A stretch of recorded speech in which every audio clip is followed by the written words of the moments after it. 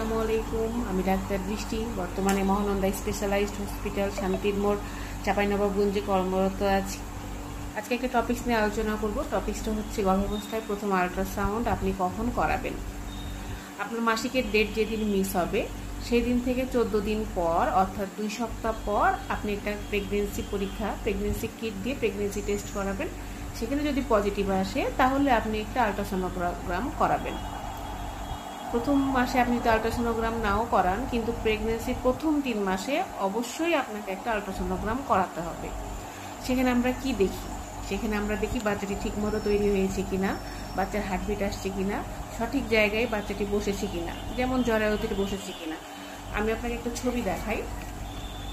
এটা হচ্ছে আমাদের জরায়ু, এটা হচ্ছে টিউব, ফ্যালোপিয়ান টিউব, এটা হচ্ছে ওভারি।